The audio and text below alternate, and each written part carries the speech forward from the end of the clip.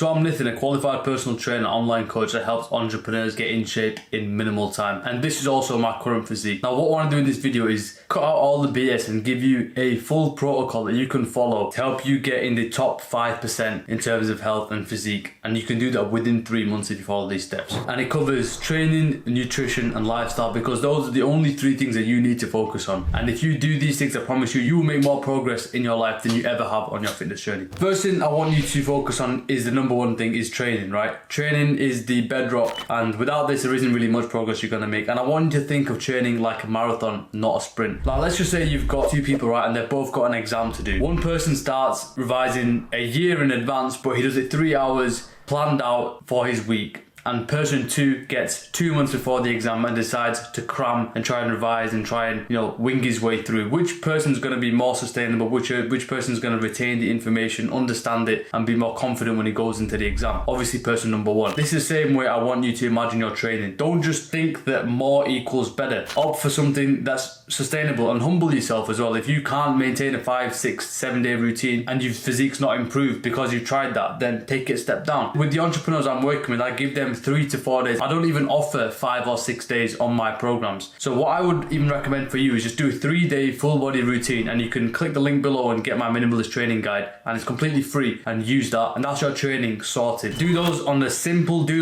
days every day. For example, Monday, Wednesday, Friday. Focus on the compound lifts. These are the ones that are multi-joint, multi-muscle group exercises. They're the ones that are going to be most bang for your buck. Get stronger at those week in, week out. Right, next up is nutrition. I'm going to make nutrition for you as simple as possible without bombarding you with all these different type of diets and this and that and the other, because I know it irritates me when I hear it myself. When the next new fad diet comes out, it's like a cycle, right? It'll come back to the basics. So I just want to give that to you. Just listen to what I'm saying. I promise you, you will get in shape. So you're going to start hitting 3 meals regularly every single day, and if you can't eat them at a similar time, plus some snacks, you're going to have breakfast, lunch and dinner, and each meal has a natural protein source, some source of fats and some carbs. That's it. And if you're a high performer or you want a lot of focus, then for breakfast and lunch, for example, make the carbs very minimal and up the carbs when you get to dinner and have it during your snacks. That's it. If you do that every single meal, imagine a plate of food, make sure there's a bit of protein that's a natural source, make sure there's some fats there and some carbs. No tracking, no macros, no nothing. But if you do this, you will excel and you will build a powerful physique. Now, if you really want to go a step further, get your body weight in kilograms, times that by 2, and if you can be bothered eating that amount of protein per day, then that'll be really, really good. So for example, if you're 70 kg, times that by 2 and you eat 140 grams of protein, brilliant. All you have to do is divide the 140 by 3. So if you aim for 46 grams of protein, breakfast, lunch and dinner, that's your protein goal set. Have some healthy fats, have some carbs with it, set. Beautiful. And if you're not sure what to eat as well, here's a list of foods I'm going to put up here on the screen, which I would highly recommend you start implementing into your diet. And with food as well, I intermittent fast, so I don't eat until like 12, 1 p.m. because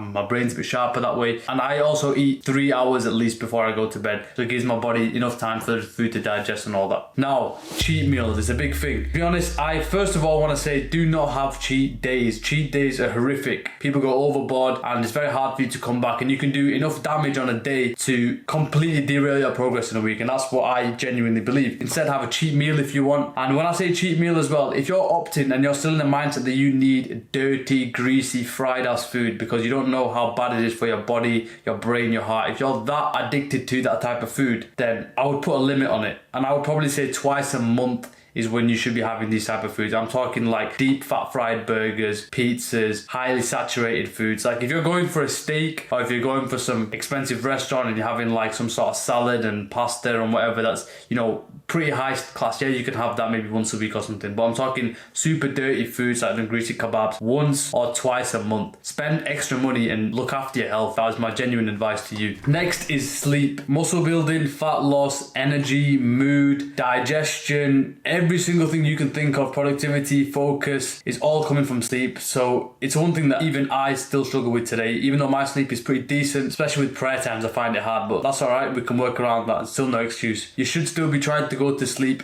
at a similar time and waking up at a similar time every single day. And the most like mental clarity, gym progress, and everything that I've seen with my clients is when they dial in their sleep. So they're sleeping at a similar time during the weekday and even weekends, right? That's another thing. People just slack off for 2 days a week, but they don't understand that negative effect compounds. If you're a real G, if you really want to excel, you'll understand that those weekends are basically free for you to use. So if you track your sleep and prioritize them on the weekend, you've got a massive advantage in terms of the rest of the population. Aim for 7 to 9 hours of sleep at night. Go to bed around 10, 11, wake up between 5 to 7. Very simple. And next up is your lifestyle. Some things I would recommend you doing just around your life to make a healthier shift to help you progress with the gym. So spend your rest days going for a walk or being active still. Don't just spend your rest days sat at home watching Netflix and playing PlayStation, because that's a mistake that I made. It actually helps you recover more from training if you help the blood flow through your body as well. So do something light. That's really big tip, and I wish I had implemented that earlier as well. Have a cold shower as well. If you can, wake up in the morning and before like 12 o'clock have a good cold shower, 1 minute. It's really good for a dopamine boost. It gets you more alert. If you feel lazy, it'll wake you up as well, and it doesn't require any intake of substances as well, which is very rare as well, to be honest. So it's good that you can utilize this to help boost you up. So for example, if you need to go to the gym and you feel tired, jump in a cold shower. I promise you, once you finish that cold shower, you'll be ready to train. Next thing is cutting out alcohol, nicotine, drugs. If you're a high performer, maybe alcohol, but I'm obviously Muslim, so I don't condone it anyway. It's questionable if you do it, but nicotine and drugs shouldn't even be on your radar whatsoever. Like that's not something that should be there. People cope and try to tell themselves, oh, I do it just for this and that and the other. I think it's a bit of a lie. I think you're just brainwashed by the society if you do believe that you need to smoke and you need to take drugs for you to function. Trust me, you don't. You'll be so much more enhanced cognitively. You'll make so much more progress in the gym. Smoking literally impairs muscle protein synthesis, and I'll link a study here as well, bottom, that you can go and have a look at as well. So it's very